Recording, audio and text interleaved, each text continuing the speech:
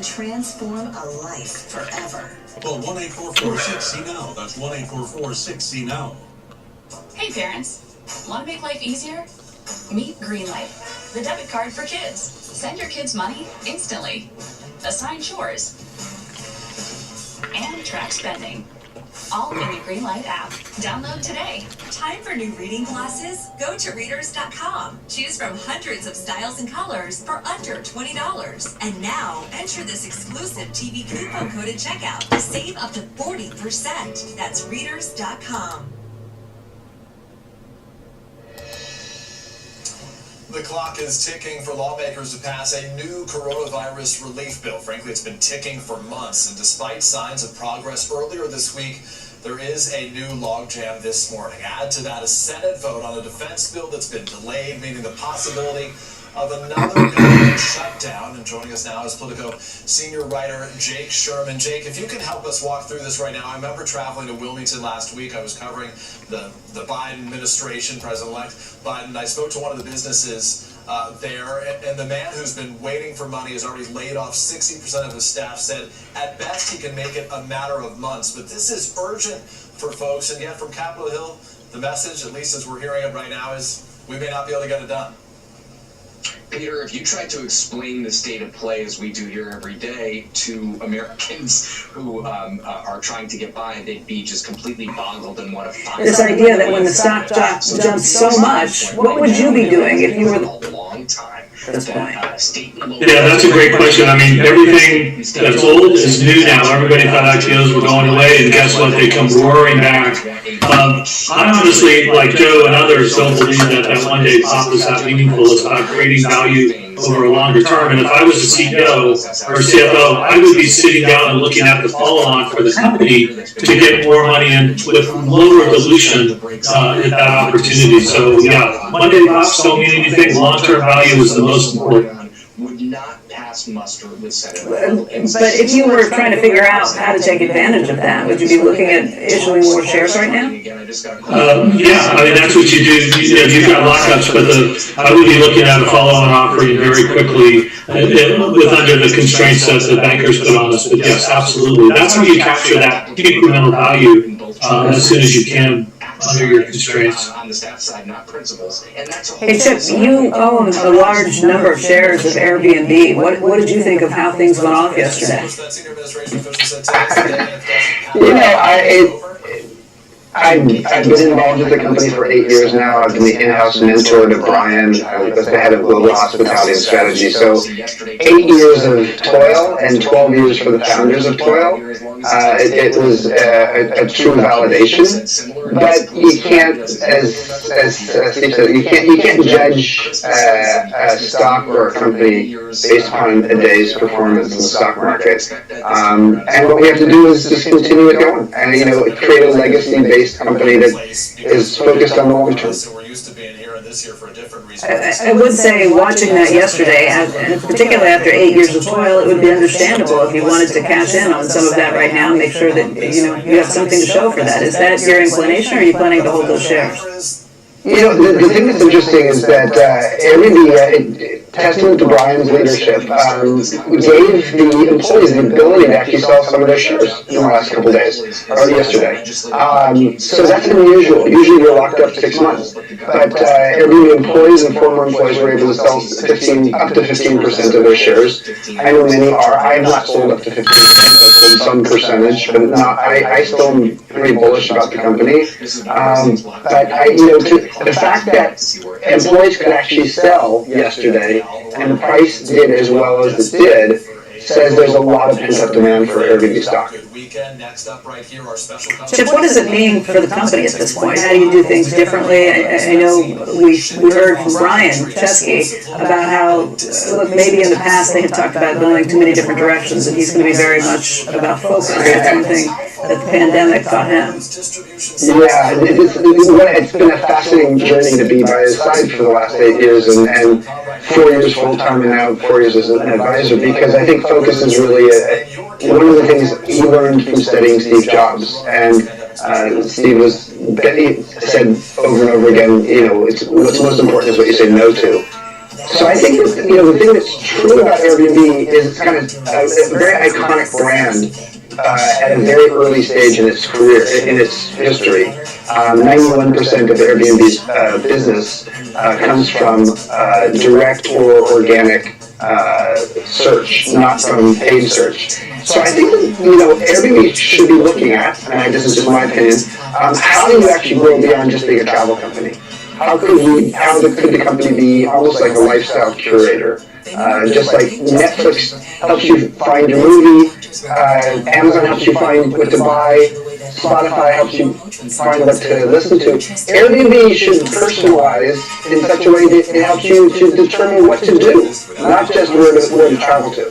Lunches you dream about in compostable packaging. Hey Steve, as somebody who has been through this many times over, the IPO, what happens next, what would you be advising these companies? It's so much focus put into this IPO. Now you turn around and do what? Particularly if you have IPOs that have done that well. I mean, it's probably easy to get caught up in the bubble and the hype around all of that and the excitement about it. But what would you be advising these management teams to do at this point?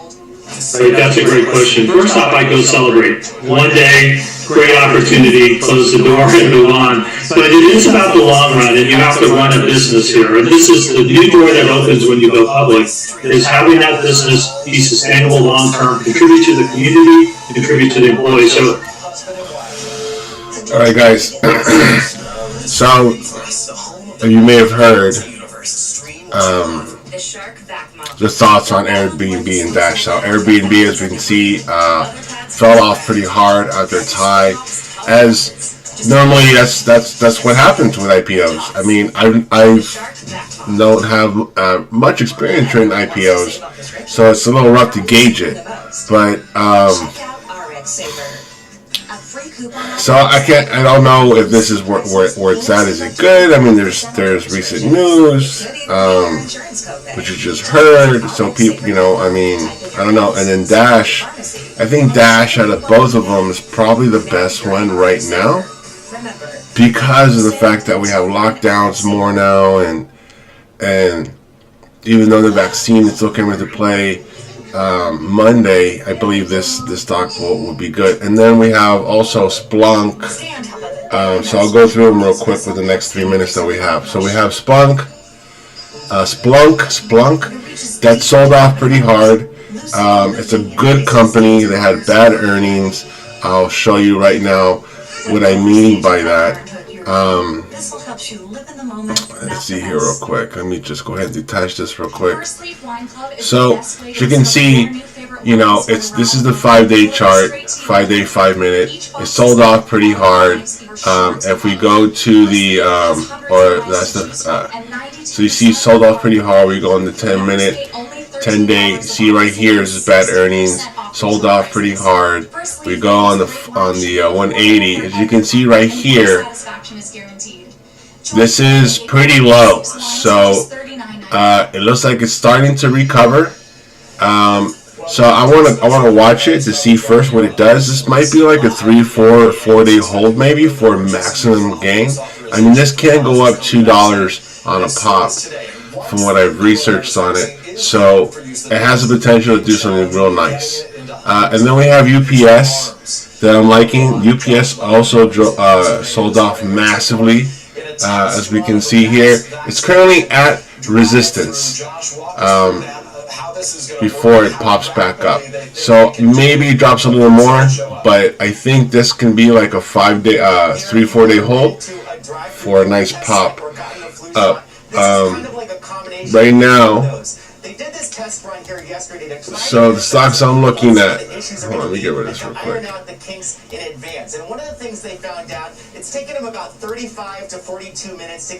So we are looking at Microsoft also, real quick. I'm going to show you about Microsoft. Now Microsoft, where are you? Where did I put you? There we go. Microsoft did sell off pretty hard. I'm going to show you real quick before the bell rings. So Microsoft sold off pretty hard. This is, so we look at the 5-day, it's still down. We look at the 180, it's right there at support. So maybe drops a little more, maybe bounces from there and goes up. It still has room to go. So I think this goes up another 14 bucks or so. That's the resistance of where it keeps going, tapping, and dropping. So another couple days hold on that one. Alright, so I am watching, I'm going to be watching Dash here. Having a mass vaccination area, we need to know exactly how many applications we have. And we're also looking at Zoom. The other reason they need to know exactly how many applications they have, Peter, they got to make sure they have enough vaccines on hand to give everybody the second dose 3 weeks later. Peter? Josh, you say that one of the biggest questions Americans are asking. So Microsoft is starting to go up. It's too high for me. No, it's okay for me right now. It's not bad. Splunky is way too high for me at the moment. UPS a little too high. I do like Dash where it's at right now. Partial immunity, but they really are encouraging people to make sure they come back on a pre-scheduled date approximately 3 weeks later to get that second dose so we can get everyone above that 90% threshold of immunity. Yeah, that's a really good perspective, Josh. Good reporting on the ground there in Pennsylvania today. We thank you. And for more on the vaccine distribution effort right now, I'm joined by Claire Hannon. She is the executive director of the association. All right, so the markets are red right now. Managers, Claire, I'm glad that you're with here. The big question that Microsoft looks like it's going to take off. It's not bad where it's at right now. It's at support. It's close to support, previous support going back a couple days. So it's actually not that bad. Vaccine's going to be headed right now as we go forward. I'm thinking of jumping on this one right now. So I'm going to jump in. I'm going to take a starter right here on Dash. I'm going to sell it for $1 up. A little over 600 sites to receive the earliest shipment of the vaccine. Most of these sites are hospitals that have so I'm in right there. Capacity. And, these sites were determined by states earlier in the month, after they've assessed their ultra cold and I'm out. Freezer capacity, and after they've talked with their hospitals and made sure they're ready to receive the vaccine. $1.25 up, guys, on Dash. $1.25 up on Dash. We are still waiting for. Look at that beautiful move, man. So following my strategy, as you know, it works like 75% of the time. There's been a couple moments where it has gone the wrong way, but it works more than it doesn't. Right, well, it's hard to know what the biggest challenge is right now. So going in right here, right? I got in as our lines crossed right here. It was just at oversold. It recovered from oversold. Our lines crossed down here. They crossed here, waited for the next candle. I took advantage of that.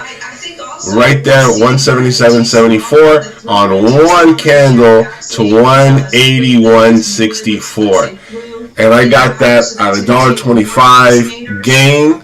I don't know why my flags are not popping up. These things take fucking forever, man. So using your templates. So I have a $1.25 trigger, a $1.50 trigger, $2.25 trigger. But because I don't know how this thing reacts mostly, since this is being what, the third day of trading, second day of trading, I don't know how it's going to react. So I want to, I do know that it's been moving $1.25, $1.50 on pops. So what we're trying to do is we're trying to make our money on pops. Right? So unless it's like a Microsoft where it could be a 2-3 day hold, and we see Spelunky selling off hard right now, we see UPS looking like it's gonna start to go up. It's currently trading above support or resistance from yesterday's high, or yesterday's resistance, where it kept trying to tap up and then coming back down. So it's trading right at that level right now, and it is a little high. It is at overbought, so it's a little too expensive right now. So going back to Dash, so we gauge Dash, and so we look at what it did yesterday. I look at the first 30 minutes of it, like to see what it does on the pop, like according to our strategy we were to get in. So we were to get on this candle from here because everything told us to get in here as well, and then we see that the trend line. Let me just put the trend line here real quick. This is a new stock, so I haven't really. to have a more reflective way so they can actually be represented, especially in the African American community. And so crucial in the African American community, as we reported earlier. Okay, so we see that it's it's above the or it's touching the 50 trend line, meaning that it's going to go on an uptrend. So we have the cross down here. It's touching the 50 trend line and wants to make a pop. So we get in here because our pink line is right underneath this. So 174.83 all the way to 176.72. And then if we were to ride that just a little bit more, knowing that it could break and the yellow line is right there, we could have got in. So 174, so let's just say 175. 175. And on one candle, this went up to 176.94. So it's over $1.25, $1.50 on just one candle. So we want those pops. So that's how you can make your money quick, is finding out what these things do in the first 30 minutes, because that's when the most volume is. So you want to grab these pops. So we know that on average right now, the Dash can move $1.25 plus on a pop.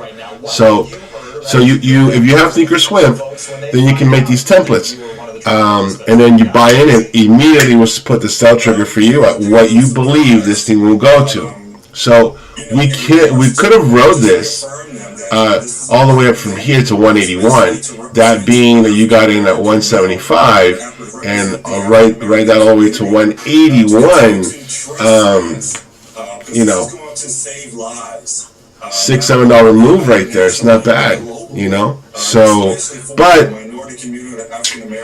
Now let's just say that you want, like for me, for example, I'm more conservative, so I want to build up my capital, buy the same amount of money, buy the same. So what I want to do is I want to build a cushion.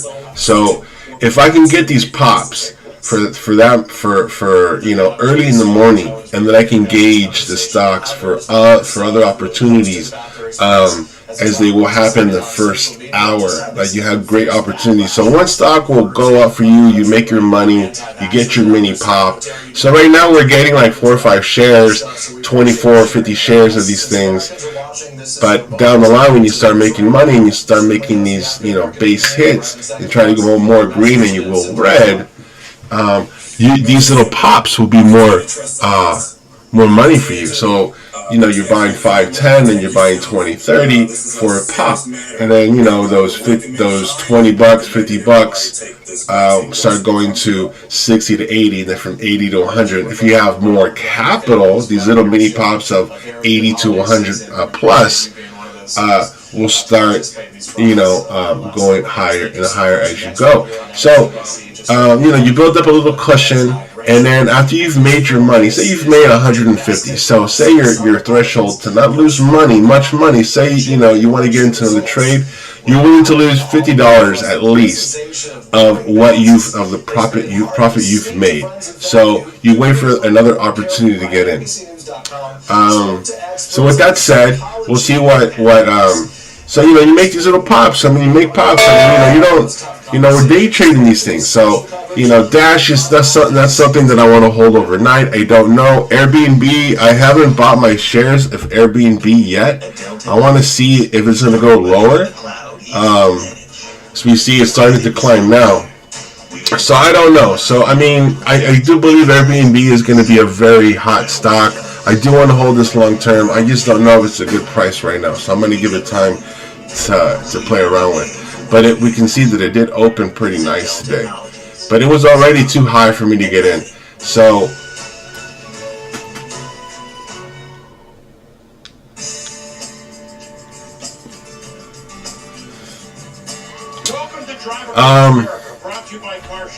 right, well, you can get in here. And it definitely can keep going, but I mean, what goes up must come down, and that's a fact with the stocks. So, for me, it's just too high. So, if everything is telling me it's good, although I still might not jump it anyway. But just say if I did, and I know this stock moves more than $2 on a quick pop. So we can see from here, from the bottom of this candle, which is a starting candle, 145.49 to 149. So that's a $4 pop off 3 minutes right there, and continuing to go. But for me, is once this reaches the high, I mean, currently right now it's at overbought. It's been overbought since pre-market, and it hasn't come down from that. So eventually, I think it'll come back down. I don't know if it'll drop down hard, but I think maybe it'll come back down to this level of resistance that it broke. Same thing with UPS. UPS is at overbought. It should come down pretty soon. Spelunky, SPLK. I'll bring that over here so you can see that. Hold on. So we can see this is what it's done so far. That's our show today. But don't drive another second without protection from CarShield. Why do we love CarShield? Well, we know that this right here is a level of support that it's already passed. But it's so I want it to come down maybe to here, maybe before I jump back on in this. Although it's still at a decent level, as we can see that from 152.52 to a high of 153.28. You know, it's about an 80 cents mover more or less. But it can move more than that. But so this is what you want to. This is what you want to do. You want to know what these pops are. The average pop for a stock in the first 30 minutes, so we can make money on those pops. And then you just, you get your template ready, and it's an 80 cents pop. You buy it, you sell it 80 cents. It's a $1.25 pop. You sell it. You buy, and your trigger's already set for you. Such as heart attack, stroke, or death. It lowers the risk. Oh. And I only have to take it once a week. Oh. Ozempic is not for people with type 1 diabetes or diabetic ketoacidosis. Do not share needles or pens. Don't reuse needles. So I'm going to give Zoom. I'm still holding it. Multiple endocrine neoplasia syndrome type 2. I'm going to give Zoom to the end of the day. See how far up it can go, or how much further down it will go. So I'm not at my stop loss yet. Insulin may increase low blood sugar risk. Common side effects are nausea, vomiting, diarrhea, stomach pain, and constipation. Some side effects can lead to dehydration, which may worsen kidney problems. Once weekly Ozempic is helping me reach my blood sugar goal. You may pay as little as $25 for a 1-month or 3-month prescription. Ask your healthcare provider today about once weekly Ozempic. We are just 40 days out from President-elect Joe Biden's inauguration. Today, he is set to announce the members of his Domestic Policy Council, chaired by former National Security Advisor Susan Rice. This is President Trump and his allies continue their Pfizer's actually a good stock to get into right now. They just got an emergency backing a Texas lawsuit that is challenging the legitimate emergency from the FDA to distribute the vaccine as soon as Monday. So, but this is still high, but right now it is at oversold. A little bit of a crack in the president's framing of all of this in a tweet that he sent out within the last hour or so, where he said, now that the Biden administration will be a scandal-plagued mess for years to come, it's much easier for the Supreme Court of the United States. And the markets are still red. The NASDAQ leading the pack. 0.65%. The Biden administration. For me, it's notable, Ashley, because that's why fighters are tough, man. President Trump, who has falsely claimed that he won this thing, acknowledges in some form that he's not going to be the president in just 40 days from now. That's exactly right, and people have been sort of looking for those little slips and those little tells, sort of Republicans in the president's orbit. I do believe. I think Pfizer will reach like $45. It's just the thing is that so the vaccine in the UK wasn't a success. I think they had maybe 2 or 3 cases of people who got allergic after taking the vaccine. Their allergies started acting up, whatever was in the vaccine. But he would like the Supreme Court to overturn the will of the people and hand it to him. So it's sort of 2 deeply incongruous views in just 240 characters.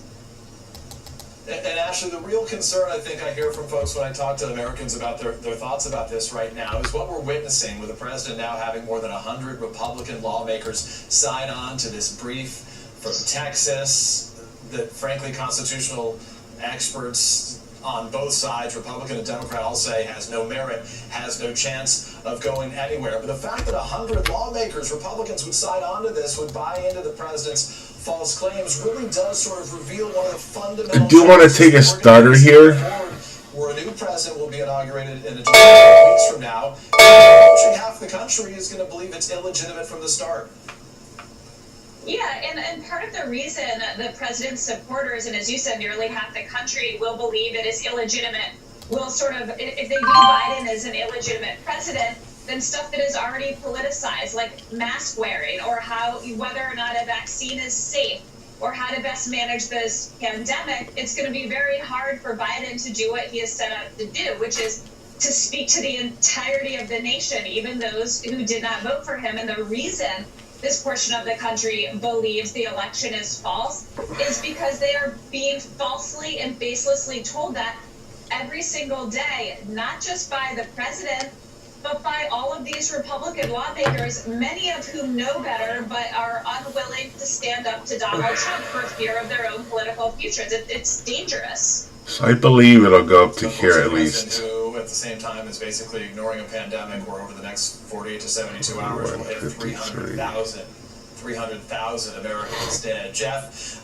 you're in Wilmington again today. Joe Biden expected to rule out some new members, some nominees for his cabinet. What should we expect to hear from him today?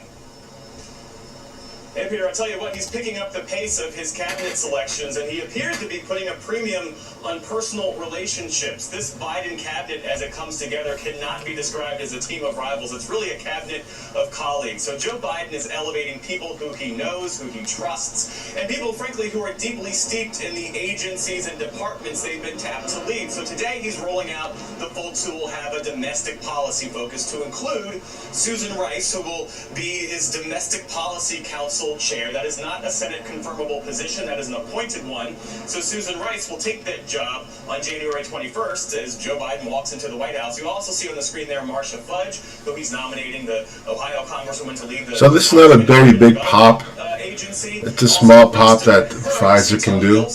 But it's that oversold. My strategy did tell me to get in. So we're going to see how far up this can go or how farther down it can go. So I'm going to just take about $1.50 loss on this if it tends to go further down. I'm going to... And then you've got Catherine Tai. She is a Hill staffer who is focused on trade issues, and Joe Biden is elevating her to be the U.S. trade representative. Peter. So it is trading below the support from yesterday, some Senate Republicans support to help, or from a couple days ago actually. So it is trading. So this is,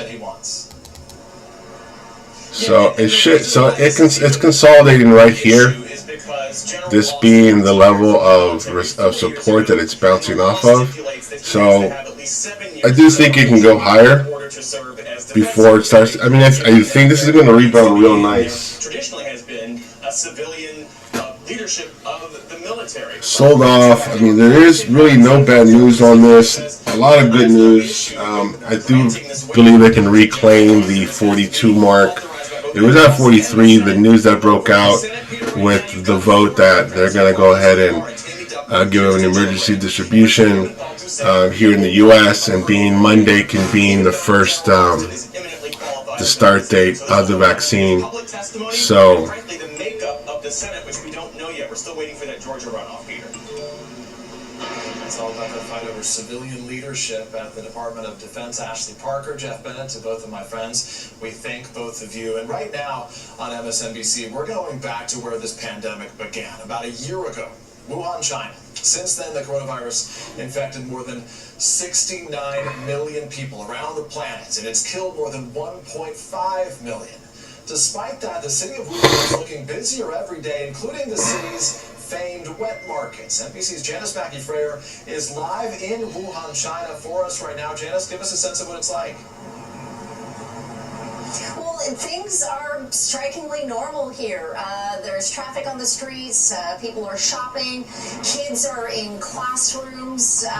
Life appears to have returned to normal, and it's been like this for the past few months. Wuhan officially, according to government data, hasn't had a case since the 18th of May, so that's roughly 207. So it's looking like the resistance level is the actually blue line on the deviation lines. It's like that's it's having a hard time to break that. If we can pop over that, I think we could be in a clear run. So let's see what it does. During cold and flu season, but around the city, beyond the masks, there's really no visible signs that this was the original epicenter of the pandemic. At the market that was closed down in January, suspected to be the place where the virus made the jump to humans, still hasn't been proven. They've now got permanent walls up around that market. It's decorated. So it's looking like it wants to break it and see if it can pop up over it. And there's absolutely nothing. We need a small pop. Let's see. As you can see, it's having a hard time breaking it. What does still linger here, though, Peter, is the questions around how exactly this started, where it started, who knew what and when, and there are still no answers. The World Health Organization. So we have our 21 moving average move underneath the candle, and if it can pop up over that, we're in good standings. Let's see. If it doesn't break it, this candle going in, I'm just gonna flatten here, being that is my level of support of resistance that it's having a hard time breaking. We're going to focus on nursing home residents and staff. They're giving me a second chance. The state, of course, to get a COVID vaccine. Why some healthcare workers, though, say they need more than that to fight this virus. So we got 10 seconds left. Before we talk about tax-smart investing, what's new? Well, Audrey's expecting twins. 3 seconds left. We want to put money aside for them, so change of plans. All right, let's see what we can adjust. So it's popped up over it. Maybe closer to the twins. Change of plans. Okay. I'm only 13 cents away. You can sell these. Let me guess. Change in plans? At Fidelity, a change in plans is always part of the plan.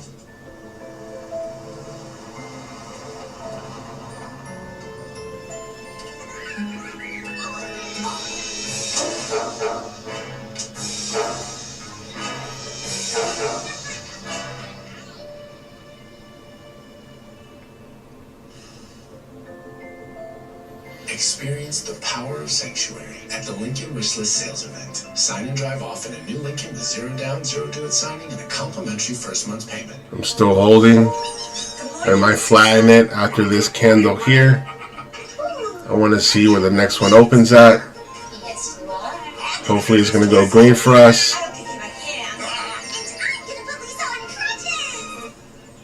Wait, what?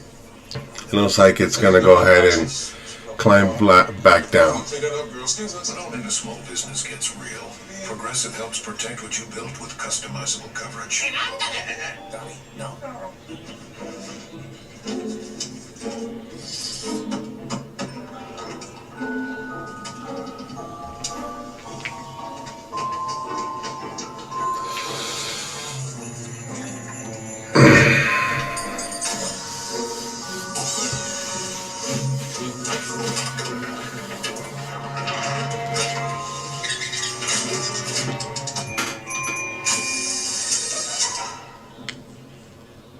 Managing type 2 diabetes? You're on it.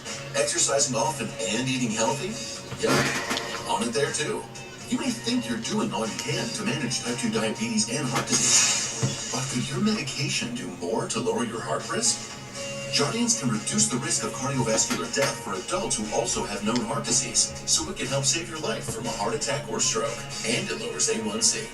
Jardiance can cause serious side effects, including dehydration, genital yeast or urinary tract infections, and it's breaking the 50 trend line, I think, or it's about to. That may be fatal. A rare but life-threatening bacterial infection in the skin of the perineum could occur. Stop taking Jardiance and call your doctor right away if you have symptoms of this bacterial infection, ketoacidosis, or an allergic reaction.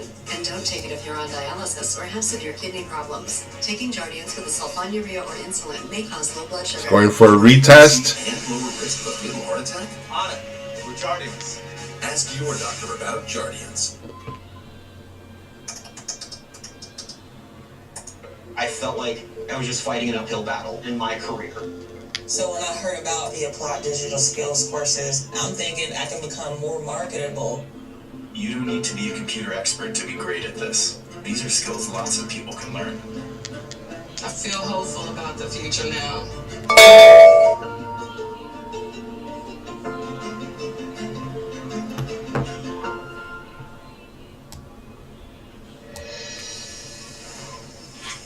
Any minute now, the FDA could issue that emergency use. So having a hard time breaking that level right there, guys. And healthcare workers in Florida are standing by to start vaccinating nursing home residents. COVID deaths are going up in that state, and nearly 40% of them are connected to nursing homes. Using it to pop up over.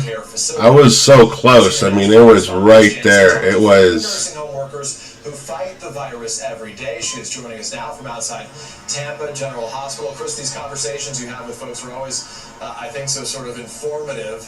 What are you hearing from there? How much of a strain is this surge putting on these workers? You know, Peter, I think it would be hard to overstate the physical, mental, and emotional strain that they're feeling right now. Come on, 40% of all deaths across the state are people who live and work in these nursing homes, as you said, and all three of the people I sat down with have lost a coworker to COVID, one as young as 37. Now, between them, they have 55 years experience. So I started by asking them, how much harder is it now than it was before COVID? Here's what they told me. It's 110% harder. It's very scary because you're very nervous about taking anything inside of the facilities. You're worried about taking anything outside of the facility. Fear of if I have to go to the hospital, how am I going to pay my bill? How am I going to put food on the table if I'm sick and I'm the only breadwinner in the house? Some of them actually go to work. They live paycheck to paycheck. You know, everyone doesn't have, you know, $1,000 in a bank account. You had COVID and you had to stop working. Yes, for about 5 weeks. My whole house got sick, so no adult in the house was working. So if you all had the chance right now to get the vaccine, how many of you would take it? You would get it? No. Not yet. No, I wouldn't trust the government, no. Speaking from an African American point of view, they have let all the blacks down a lot. That's not unique to these workers. We're also hearing it from doctors and nurses. They talk about people of color, the Tuskegee medical experiments, but also we know that people who are black or Hispanic. So I'm going to go ahead and flatten once it goes back up. COVID died disproportionately, and the questions they have are, will the side effects of this vaccine potentially affect people of color disproportionately? And one more thing, Peter, they're still waiting to know, when will they get the PPE they need? Florida has done better, but there are still shortages for nursing homes, including those critical N95 masks, while they wait for those vaccines to arrive. Peter? Yeah, Chris, I'm just struck by that trust deficit, especially in communities of color as it relates to this vaccine. It's a real challenge that President-elect Biden and the next administration, the Biden administration, is going to have to deal with going forward. Chris, excellent reporting. Thank you, as always. That will wrap us up right here for this hour. I'm Peter Alexander, in today for my friend Stephanie Rule. Hallie Jackson continues our special coverage of the pandemic. Next, right here live on MSNBC.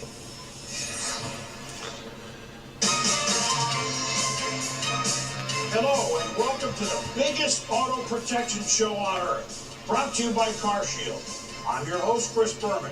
If your car is out of warranty or close to expiring, CarShield makes sure you don't have to pay for expensive auto repair.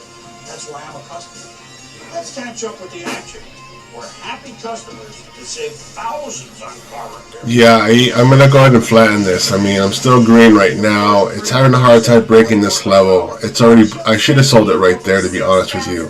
So, Those repair bills never have a chance. Look at those and then this being the level of support that it's having a hard time breaking, but it's like it's breaking through that right now. So, around my car. I never have to worry about being taken advantage of when it comes to car repairs. We're just happy with CarShield. They put a transmission in it and a motor. Who does that? When your car's check engine light comes on, that could spell big trouble for you and your wallet. An engine, transmission, or computer system breakdown could cost you thousands of dollars. But with CarShield, you'll never pay on covered repairs. CarShield covers practically all makes and all models, new or used. When it comes to protecting you from expensive repairs, there's a new sheriff in town. CarShield is rumbling and tumbling all over that repair bill. Goodbye expensive car repairs and hello savings. This guy just scored the CarShield hat trick. That's towing, roadside assistance, and rental coverage at no extra cost. That's what I call MVP protection. Don't get stuck paying for those expensive repairs. Call CarShield and tell them the Swami sent you.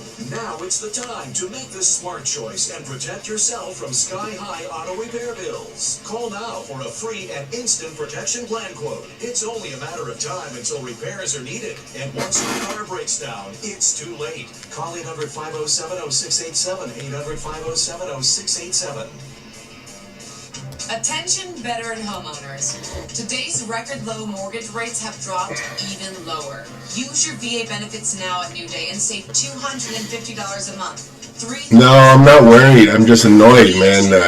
So we know this thing moves. You know, so I have to give her that mentality. So I bought just 4 shares, what was left over, and I'm like, oh, I need to make this much. But, you know, knowing what it moves, so what it moved was perfect. So, I'm going to go ahead and lower it just a little bit. So, what was the high of this candle? Now, we're offering all that wherever you are. $4.49. The same team you already rely on. Informing, empowering, and connecting you to your community. Download the Spectrum News app, available on the App Store and Google Play.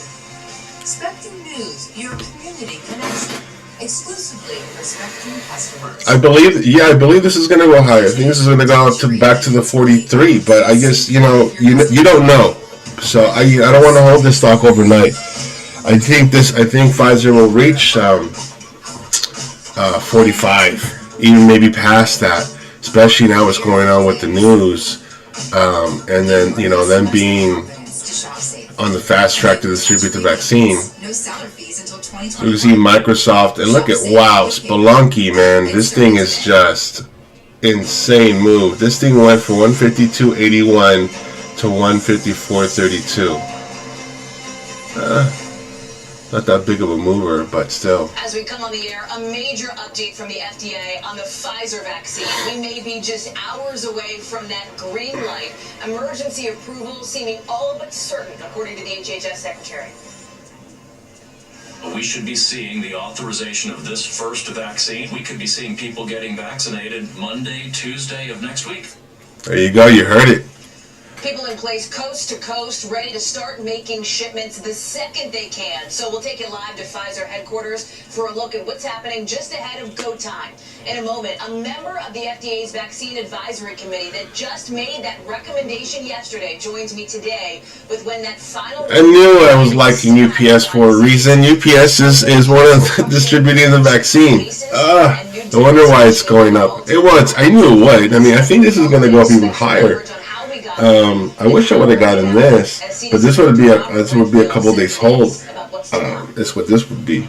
Probably for the next 60 to 90 days, we're going to have more deaths per day than we had in 9/11 or we had at Pearl Harbor.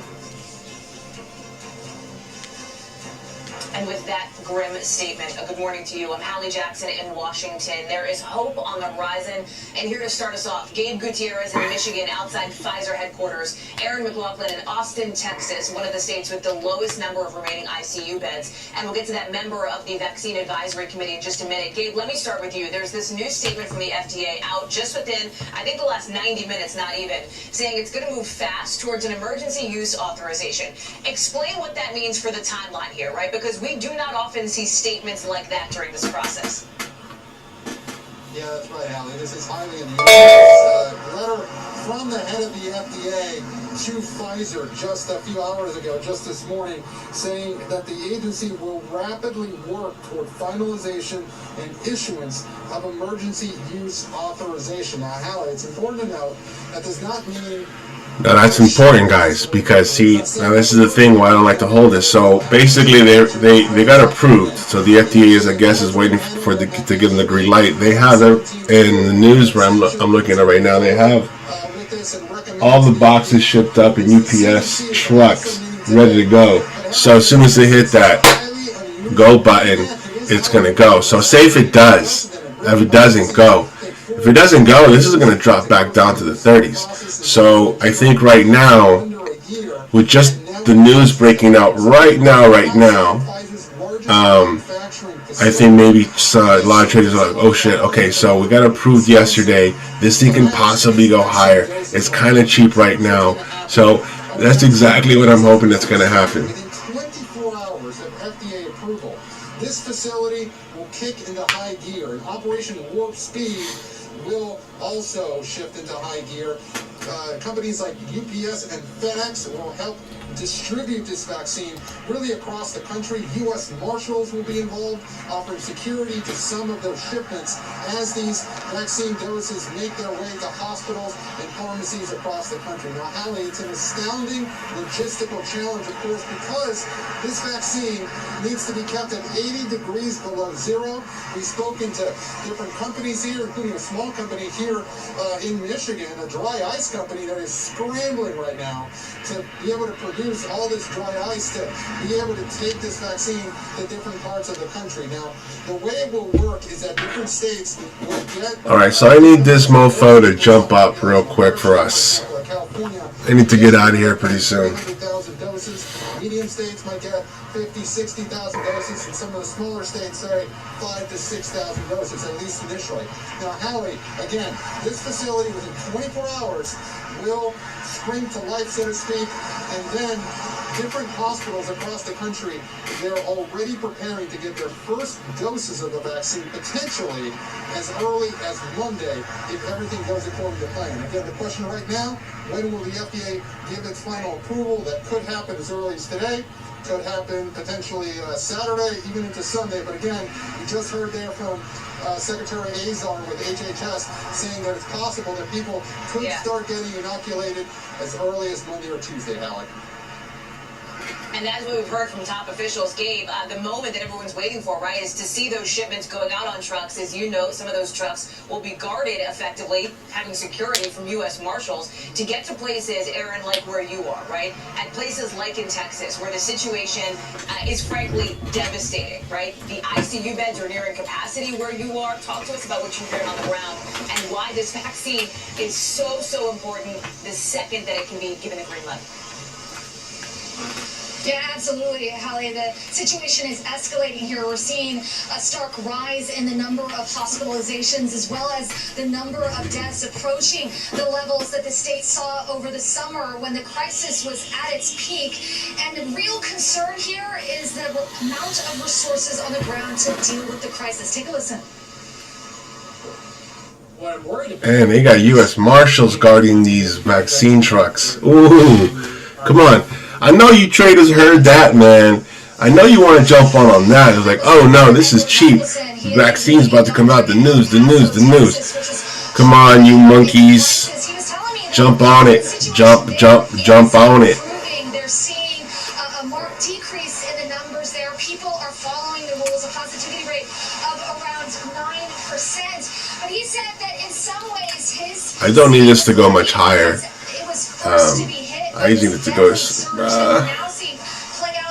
cents. That's all I'm looking for. 20 cents. 20 cents can kill you, though. And nurses came from all over to help El Paso out. And he said that the real concern right now is that as the virus spreads like wildfire across not only Texas, but also the rest of the country, that those resources will be at a premium, that there will be not enough simply to deal with this escalating crisis. Hallie?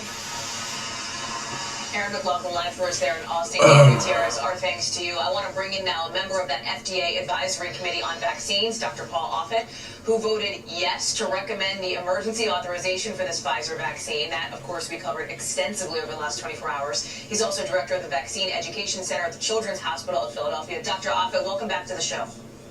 Thank you, Hallie. So, as a reminder to folks, you were part of Come on, you know you want to pop. live on this It's time for you to pop. throughout the day on this network to determine whether you would recommend to the FDA that this EUA, this emergency use authorization, be given. That happened. Now we have this statement from the FDA this morning talking about wanting to move forward quickly with this vaccine. What are they waiting on to make that approval? Those bars, this is when could that happen? A volume indicator that I got off of a friend online. The FDA, I think, is going to quickly look through that advice to make sure they. I mean, it's pretty helpful. It does kind of gauge, like it kind of helps you with the bar. I do use it, but I also look at right above it, this line, these lines right here. Until the FDA has approved it. So then I think they're going to discuss it today. The FDA is probably going to approve it by Saturday. 20 cents, 19 cents. So that by Monday, the vaccine could be rolling out and being given to American citizens. At what point in that process, Dr. Offit, does it get triggered? 20 cents. So it needs to go this 20 cents. We start to see that movement of the vaccine actually getting distributed to the FedEx, the UPS sites, and around the country. I think that the minute that the FDA says we can move forward with an emergency use authorization, I think that's when it happens, because it looks like the ACIP, so-called Advisory Committee for Immunization Practices at the CDC, is going to vote on this on Sunday. It's like the market's starting to curl back up. The Dow Jones look like it's going to curl back up faster. And then the S&P and the NASDAQ are neck and neck. The question of, as the question puts it, whether the benefits outweigh the risks for people ages 16 and up. The trial data the FDA is looking at is for people 18 and up, right? I know that you were fairly strong on this topic when it comes to where 16 and 17-year-olds are. Talk us through that process, and what is your expectation for how the FDA is going to handle that question at this point? I think the FDA is going to move forward on authorizing this vaccine for anybody over 16. I mean, the argument that occurred yesterday among a handful of folks who were concerned that there weren't as much data on the 16 to 17-year-old. One, that the 16 to 17-year-old is unlikely to die or be permanently harmed by this virus. But you could make the same case for an 18 to 19. Come on, man, these Bears are winning. Come on, Bulls. Jump on this boat real quick, man. Come on, Bulls. Everything else is starting to go down. UPS is going down. Microsoft, after dropping, going down, going back up, and Spelunky just killing it right now. My goodness, I knew that was why it sold off too hard for it not to go back up. And this is sort of interesting. There have been some questions around what has been linked to. So I want to give this another try. I don't want to hold on to this for too long, man. I do think that if this news maintains with this vaccine and then that call that should happen in the next hour, that news alone should make this thing pop up at least 50 cents from where it's at. So if it doesn't do that, I mean, I'll take $1.50 loss on this. Is the most I'm willing to lose on this. I'm not a big Pfizer believer. On the stock, not on the vaccine, on the stock. Vaccines or replication effective human adenoviruses, I don't think that's an issue. Do you expect the FDA to issue any guidance, Dr. Offit, based on this issue? It's trading, so it's trading at support right now, and it's been having a hard time. It popped down here for a little minute, it came back up. So this being the second level right here, that it's having a hard time. I mean, if it's, for example, if it's that lipid nanoparticle, a level right there, but on the RSI we see that it's currently trading right there where the 50 trend line is. So if it can break this 50 trend line, I believe that it could really go. Like, it needs to break it. It's been trading on it and then right underneath it, on it, right underneath it. So I believe if it can break that, then we're good to go. I don't need this to go much. I already lowered it by 5 cents, seeing that those 5 cents is where it pretty much tapped up to, so. We're almost out of time, but I have to ask you about the Moderna vaccine now, right? We're obviously talking about Pfizer for this particular rollout, what everybody's waiting for, but the Vaccine Advisory Committee, you're meeting next week again to talk about Moderna. Is this an issue of kind of plug and play now that the blueprint for Pfizer is set up, the Moderna discussion happens very much along the same lines, or are there different questions and different issues that you'll be specifically looking at for Moderna? Well, although they're both mRNA vaccines, they're given in different doses at different dosing intervals using different. Oh wait, I was looking at something. Why they have different storage and handling characteristics. So I think we will obviously consider this differently, but it should be a much smoother meeting coming up on December 17th than on December 10th, where we had to have a lot of sort of talks, kind of setting up the EUA, the epidemiology. We're not going to have to repeat those stuff, but I think we'll have even more time to discuss this vaccine. Dr. Paul Offit, we are so appreciative of your time this morning and of your expertise. I think that it's very clear where things stand and where things go. We appreciate you joining us for all of that. Today, NBC News is devoting its homepage and its whole website to this special collection of reports that show just how painful this pandemic has been and the paths that could lead this country out of it. Head over to NBCnews.com to check that out and stay tuned right here to MSNBC all day for special coverage. That includes later on this show a test run of a mass vaccination drive where healthcare workers are basically practicing to vaccinate hundreds of people each day. Our reporter participated in that. We're going to show you coming up in just a minute. Plus, more than 24 states firing back at President Trump and Texas for that long shot challenge to try and overturn election results. We will be live with the Attorney General from one of those 4 states who's ready to take this fight as far as... So I'm going to give us another 10 minutes. See where it can go. I mean, if it drops towards what I'm willing to lose first, then I'm out. But I'm going to give it 10 minutes to get to where I want it to get. I don't want to... I got to go. At Dell Technologies, we started by making the cloud easier to manage. All signs point to this thing jumping up. I mean, the level 2 has it where it's bouncing back and forth from this current level. So all we need is a big buyer coming in so it can catapult this. The tape is more red than it is green right now. But we do have the entire market down, with the Dow Jones recovering pretty hard. With Humira citrate free, it has the same effectiveness you know and trust, but we remove the citrate buffers. There's less liquid and a thinner needle with less pain immediately following injection. Ask your doctor about Humira citrate free, and you can use your copay card to pay as little as $5 a month. Humira can lower your ability to fight infections. Serious and sometimes fatal infections, including tuberculosis and cancers, including lymphoma, have happened, as have blood, liver, and nervous system problems, serious allergic reactions, and new or worsening. It's having a hard time with this freaking level, man. And this recent news, I guess, either didn't filter through to the traders out there, or what. But this is getting pretty annoying, man. About Humira citrate free, the same Humira you trust with less pain immediately following injection. If you can't afford your medicine, AbbVie may be able to help. Some people have joint pain, plus have high blood pressure. They may not be able to take just anything for pain. That's why doctors recommend Tylenol. It won't raise blood pressure the way that Advil, Aleve, or Motrin sometimes can. For trusted relief, trust Tylenol. I mean, here's a good news breaking out 8 minutes ago. Right here, 8 minutes ago.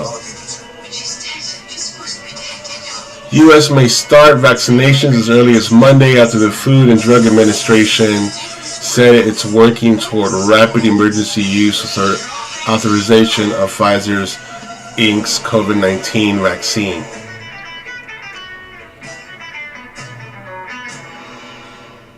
Happy holidays from everyone at Neptune Westlake Mazda. And for people looking for a special gift, they can And then you got Season of Inspiration, amazing holiday offer. We're offering 0% APR financing with no payments for 90 days and $1,000 bonus cash on the best-selling Mazda CX-5. we got our boy Kramer talking about it. Mazda CX-5 for just $139 per month. But hurry, 2021 models arriving daily. Shop in store or online at NeptuneWestlakeMazda.com. Selling a home is expensive and stressful, so we set out to create a better home selling experience with a network of the most successful real estate agents in America that'll sell your home for as little as a 2% commission. The icing on the cake with the ideal agent was that we saved $12,000 in commission. They were so stress-free, the whole process was amazing, and I would definitely recommend them. We are not a discount brokerage. These are top-level agents that'll get you the best results.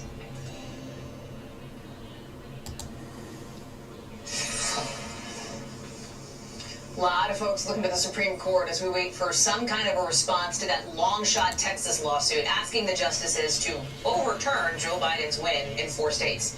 Legal experts say this case is deeply flawed. It's probably going to get dismissed, but the court's been inundated with a flurry of friend-of-the-court briefs and motions filed in just the last 24 hours. One comes from more than 100 House Republicans, a majority of the caucus, who now say they support this. Then you have the 4 states targeted in the lawsuit: Pennsylvania, Michigan, Wisconsin, this is getting a little annoying, man. Asking the Supreme Court to reject the suit and essentially telling Texas to butt out of their elections. You also have nearly 24 other states backing them up, filing their own brief to ask the court to throw the case out. So, some moving pieces here. I want to bring in NBC's Shannon Petty-Piece, who's at the White House, before we get to one of those attorneys general. Shannon, time is running out here. The president has 40 days left in office. This thing is almost certainly not going anywhere based on what legal experts on both ends of the political spectrum say. But there is now this kind of loyalty list that has been created, and the president appears to be checking it, Shannon. Yeah, and I mean, this last-ditch effort, of course, coming, and you can see the president putting an increased focus on this Supreme Court case. He met yesterday with a number of Republicans. So we would be approaching the second wave of volume. So in my time trading, I've noticed that there's waves. So there's the first 30-minute wave, then it kind of lulls a little bit, and then then there's the 7:30 wave. It's between 7:15 and 7:45. So we're getting close to that second wave. So that wave can either take the stock up or take it down. But this is already trading low. I mean, it really is. So we have our 52 trend line coming close. We have all our lines underneath. It is still trading right there at the 50 trend line on the RSI. Obtained by NBC News, telling them to proceed with an orderly transition. And of course, while there is a lot of Republican support for this, so we have good news on the stock. Also a number of Republicans who are coming out. It's already on the internet. Aside from what we just heard, it is trading low. It's been trading at this level for for how long has it been trading on this level? For about 20 minutes now, it's been trading at this level. So it's due for a pop down or for a pop up. It's got to happen. Thank you very much for being on the show. Thanks for having me. You've heard Shannon's analysis there. How confident are you that the Supreme Court is not going to take up this suit? Well, I'm confident to the extent that I think the members of the United States Supreme Court recognize that were they to grant the relief that Texas is requesting, it would essentially mean the end of democracy in the United States of America. And that is not hyperbole. That is the undermining of 4 states in our country that constitute 39 million people. Once you disregard the will of the people in those 4 states, I think we've not just eroded democracy, but we've ended it.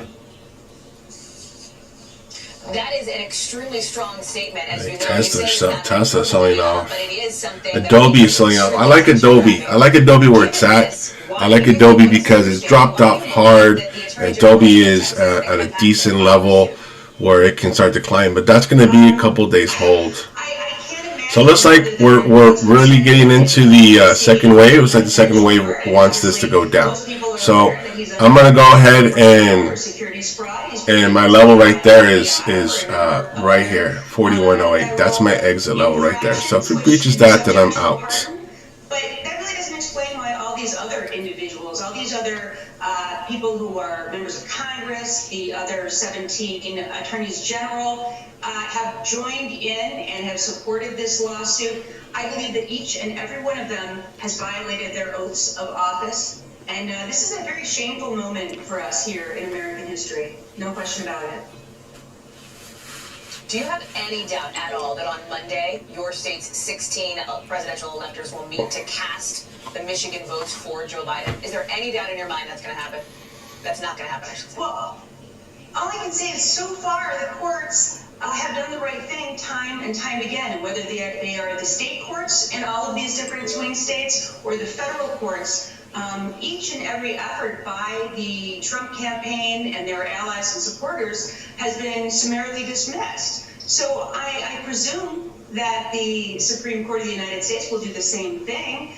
So yes, I do have the expectation, of course, that everything will proceed as you know, the law mandates that it should, and as it always has here in the United States of America. But this has been a very unusual year. If you would have told me that we would see this kind of lawsuit at all, let alone have so many members of the Republican Party support it, I would have told you were insane. So I hope that the Supreme Court will do the right thing. I expect they'll do the right thing. But if they don't, I think each and every one of us in this Alright, so this is start stepping down. So it looks like that second wave is going to bring us into a sell-off. This isn't some sort of fringe movement here. I think, as everybody who understands the facts of this knows, 17 states have signed on. More than 100 Republican members of Congress, including mainstream. The level 2 looks like it's going to maintain it on this area. So I'm going to look to get out with a $1 loss. I'm not going to take much loss on this. If it can go higher, then great. I'm not going to hold on to this for much longer.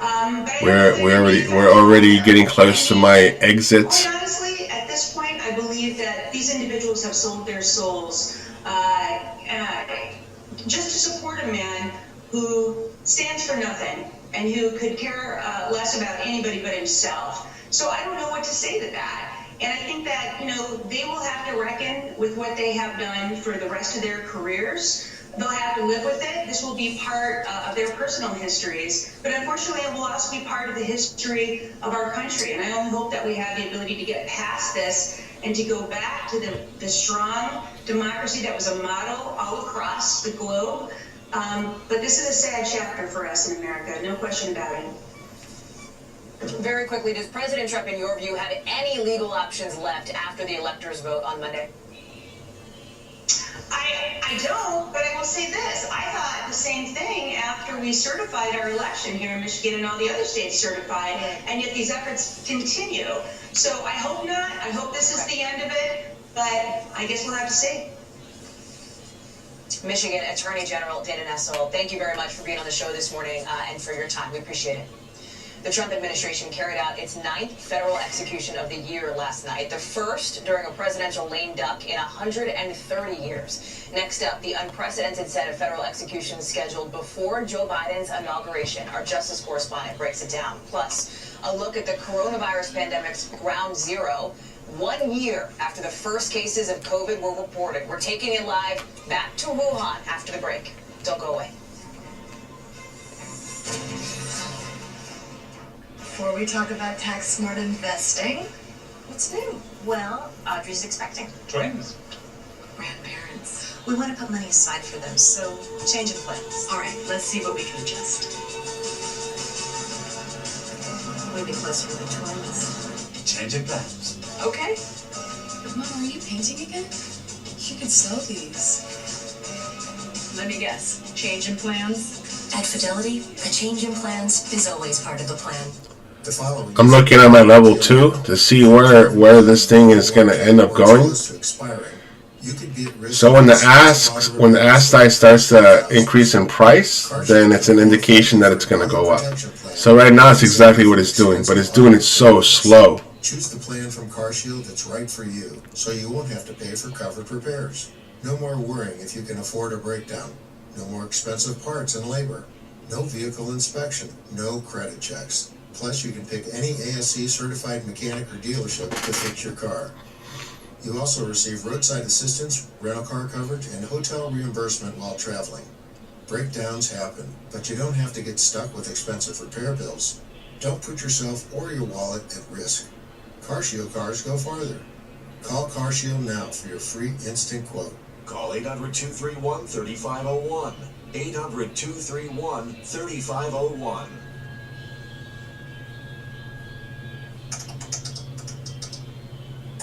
I felt like I was just fighting an uphill battle in my career. So when I heard about the Applied Digital Skills courses, I'm thinking I can become more marketable.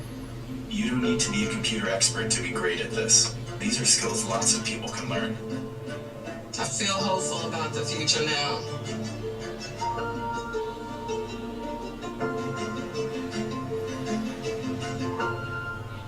I thought I was in control until I wasn't. I needed a fresh start.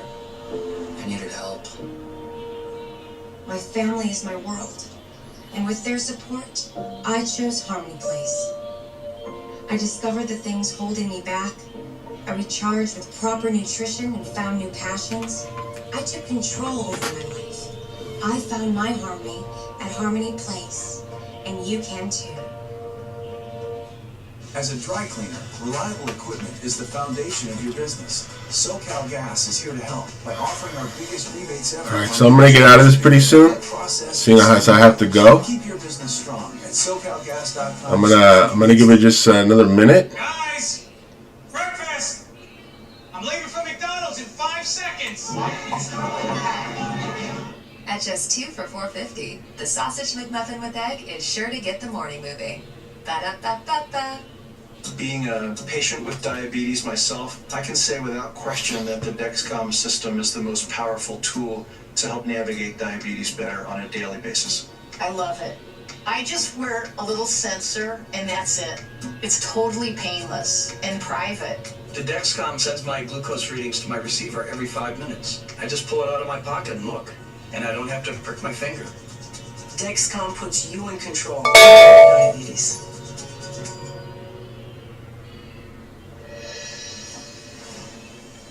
We are back, and any minute waiting for word for a historic announcement from the FDA. We learned just a couple of hours ago that the agency told Pfizer it plans to basically move forward as quickly as it can with the EUA, that emergency use authorization for its COVID vaccine.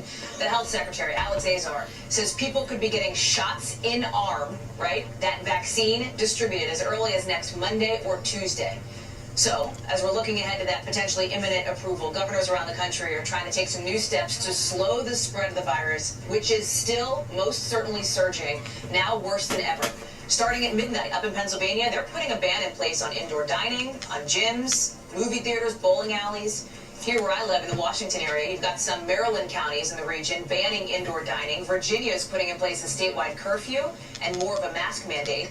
And then up in New Hampshire, the coronavirus has claimed the life of the state Speaker of the House, Richard Hinch, just 1 week after he was sworn in. Governor Chris Sununu calls Hinch a tireless leader, and he lashed out at fellow Republican lawmakers for not paying attention to mask guidelines, telling them, quote, use your heads, don't act like a bunch of children. I want to go now to NBC's Josh Letterman, who's outside Philadelphia in Media, PA, where they've been doing this vaccine test run. So, Josh, this is a dress rehearsal, and you actually participated in it. Tell us about it.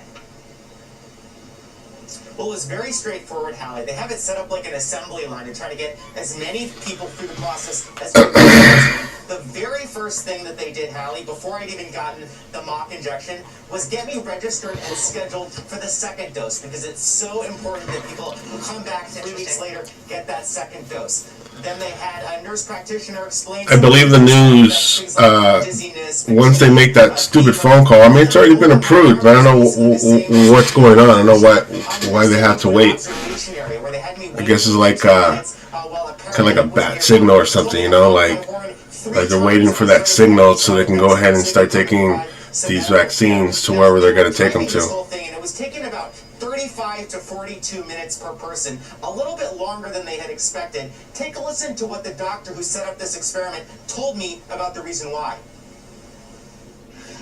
I think that we're realizing is patient education. I think a lot of people are somewhat concerned. They want to know why this vaccine is good, why it's not, why can it cause complications. So we're going to spend some time on patient education in different areas of the process. And try to tell them that it's okay to get the vaccine. It's not going to give you COVID.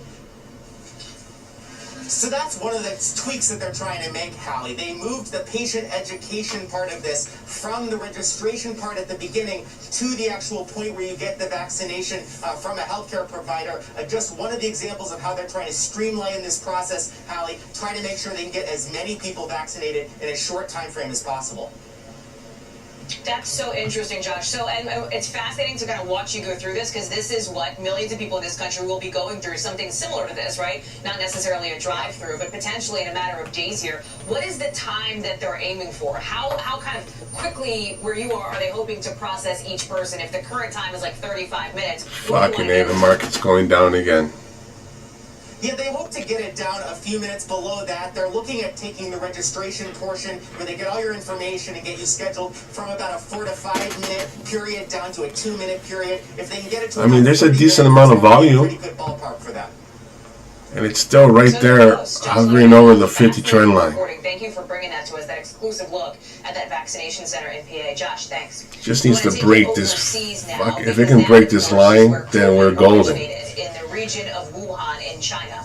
And in that region, in South Korea, they are seeing the worst surge of the virus since the early days of the pandemic. They're using more rapid tests. They're putting police officers in place, soldiers in place to help with contact tracing.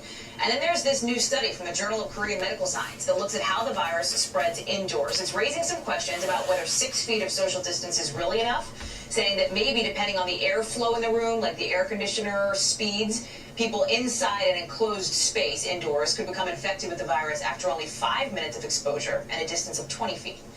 So let's turn out of that region where the pandemic began, if you can believe it, 1 calendar year ago in Wuhan, China. Joining us now from that area is NBC News foreign correspondent Janice Mackey-Freyer. Janice, it is hard to believe it's been almost a full year. You were on the front lines of this, gosh, weeks before we here in the U.S. were dealing with it. What is it like there now where you are? Well, it was around this time last year that the first cases were showing up at Wuhan's hospitals. Nobody knew what they were dealing with then. By the end of the month, they were talking about this new coronavirus. When I arrived in Wuhan, it was getting toward the middle of January. Back then, there were maybe 200 cases that were being reported, so we are a long way from where we used to be. But Wuhan has come around. The city is in what it calls recovery. All of the signs appear normal. Businesses are open again. People are walking around, they're shopping, the kids have been in school, there have been pool parties, restaurants and bars are packed. So there is the sense that the worst of the pandemic is behind people here. The only real visible signs around town are that people are still wearing masks. Because, of course, it is flu season right now. The market believed to be a source of perhaps, if not the outbreak, certainly where it made a leap to humans to cause the first outbreak here. It's been shut down since the 1st of January, but now there are these permanent walls surrounding it. They've got plants and posters on it. So the sense that this is going to be a permanent closure for that market. The thing is that a year later, there are still all of the same questions that are being asked about the origin of the virus, who knew what when. The World Health Organization has yet to get its special team of investigators on the ground here. They hope to do that early in the new year. The lack of outside expertise as well as the lack of transparency here has stalled a real look, a real hunt for the answers that people are looking for now, a year on. Hallie? Janice Mackey-Freyer, thank you for that reporting. You've seen Janice, you saw Josh before that getting that sort of dress rehearsal mock vaccination. Well, as part of our special COVID coverage today on NBCNews.com, you're going to find a whole bunch of interacting features, including one that lets you go on. You can type in where you live, the county that you're in, and you'll find out how close you are to a pharmacy that will have the vaccine. This is so annoying. NBCNews.com. 3 more minutes, and I'm cutting it. Pieces of special coverage on our website and on our air today. Shifting gears to something getting a lot of attention this morning, something that happened overnight. Brandon Bernard, executed by the federal government, despite some of these 11th hour attempts for the courts to intervene. And reality star Kim Kardashian, of course, somebody who has been advocating for prisoners' rights, trying to step in as well. Bernard was 18 years old when he took part in a double murder in Texas back in 1999. And at age 40, he was the youngest person, based on his age at the time that happened, in nearly 70 years to be put to death by the federal government. The case is now creating some debate about whether the death penalty is a necessary punishment for someone who was barely a legal adult at the time of the crime. I want to bring in NBC News Justice correspondent Pete Williams. Pete, there are still other federal executions, 4 of them, I believe, left in the president's lame duck term here. And experts say it is unusual the way that the Trump administration is moving ahead with these executions. Can you talk about the significance of Bernard's case and put this into perspective for us? Well, one thing that's unusual is that the Trump administration resumed federal executions, which had been stopped in a debate about whether the death penalty was fair, was it racially prejudiced, the questions about lethal injection. In his case, he's 40 now, but you're right, he was 18 when the crime was committed, and the nation has been moving away from executing youthful offenders. The Supreme Court has said the death penalty isn't constitutional for somebody under the age of 18 because the youthful brain is just harder to control impulses. And another somewhat controversial aspect about this case is that while the details of the crime are quite horrendous, he was perhaps the least culpable of the 4 involved. But nonetheless, he was legally eligible for the death penalty. That's what he was given, and the execution was carried out. Interestingly, 5 of the original jurors from the case have said they think that his lawyers did a terrible job, and they actually opposed the execution as well.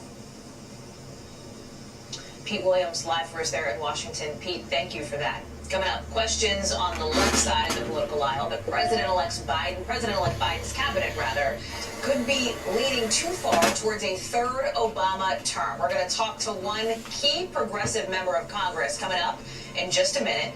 Congresswoman Pramila Jayapal, the next chair of the Congressional Progressive Caucus, live next.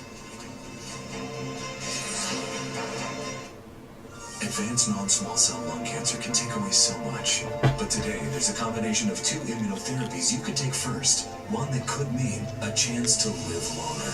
Opdivo plus Yervoy is for adults newly diagnosed with non-small cell lung cancer that is spread and that tests positive for PD-L1 and does not have an abnormal EGFR or ALK gene. It's the first and only approved chemo-free combination of 2 immunotherapies that works together in different ways to harness the power of the immune system.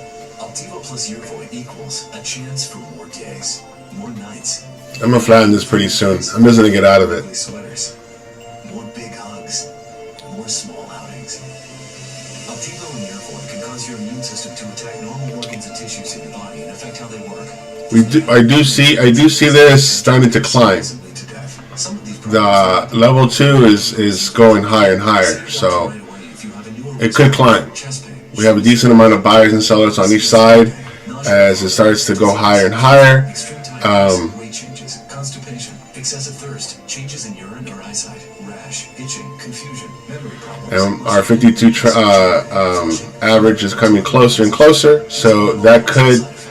Nope, it's like it says, fuck it. We already took a run. Or if you've had an organ transplant or lung, breathing, or liver problems, here's to a chance for more together time, a chance to live longer. Ask your doctor about Opdivo plus Yervoy. Thank you to all involved in our clinical trials. This week on the Upper Hands, special guest Flo challenges the hand models to show off the ease of comparing rates. The reason why I don't like to trade, unless the second trade I'd make would be within the first, I guess, in the first 30 minutes. Like if I can get out of a trade quickly, within 5-10 minutes, then I can search for a second one. Because when these stocks are down this low, already reached real low, and now it's trading low again. It's still trading low, but it's like this news is not gonna.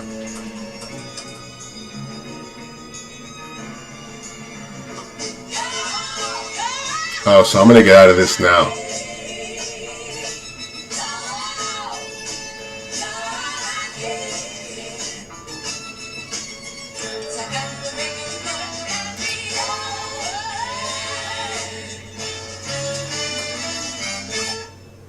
Attention veterans with VA loans. Record low mortgage rates have now fallen even lower. By refinancing, you can save $3,000 a year with one call to New Day USA. Our team is standing by right now to take your call. And from start to finish, you can do it all without ever leaving the house. With our VA Streamline Refi, there's no income verification, no appraisal, and no out-of-pocket costs. Nobody works harder for veterans than my team at New Day USA. Call. I'm gonna get out of this. I'm gonna get out of this. This is getting annoying.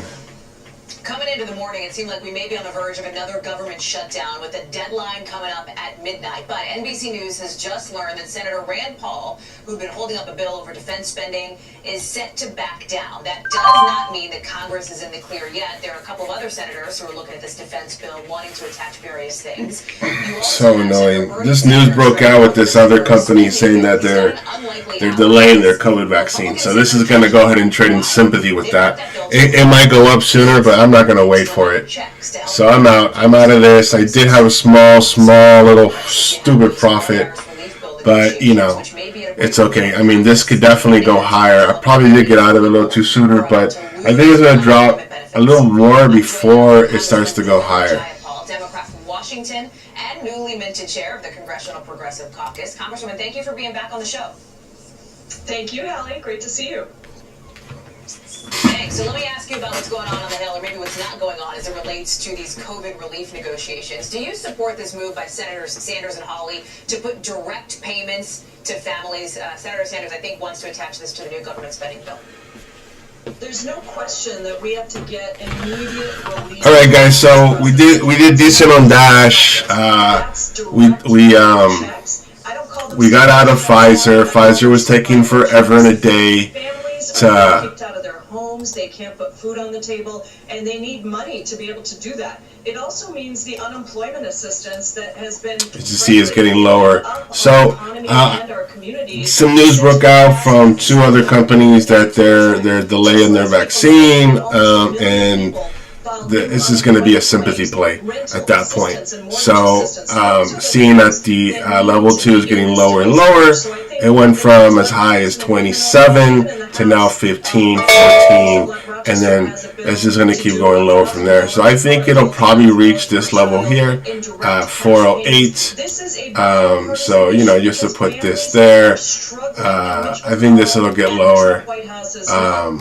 Is refusing to acknowledge the scale of the crisis we face. I think it'll reach that. So we did well on that. On Dash, we took like a 20 cents profit on this. It's just going to get lower and lower. So that news, luckily, that's the reason why I should always have the news and always be watching everything. So I think that's what's going to happen with that. So nothing too big. All right, so I'm going to go and get my jog on real quick with the little time that I have left. And everything else seems to be going well. We see Spelunky, SPLK, did a fantastic, beautiful run. Although it's not a big run compared to some other stocks that we trade, but we could have hung on this for a little bit.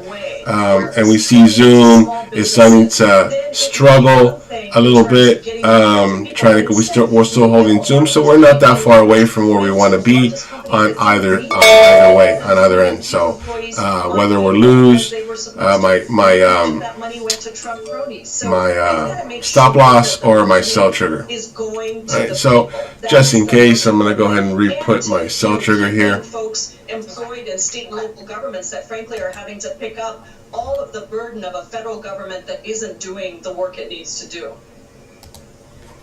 Let me ask you about something else that is set to happen later on today. President-elect Biden is going to be rolling out some of his cabinet members. We've seen this a few times over the last few weeks. He's set to formally announce Susan Rice as his domestic policy advisor in the White House. She, of course, is one of the many Obama-era officials who is set to join that Biden administration. You are somebody who leads the progressive movement in House of Representatives. Are you satisfied with the picks that President-elect Biden has made so far? Do you feel like progressives are getting enough of a voice? Alright, so we'll see what happens, man. Alright, guys, I'm gonna get out of here. I'm gonna go for my jog. Monday, Sunday, I'll send my picks for Monday, and we'll see you Monday morning. Have a good one.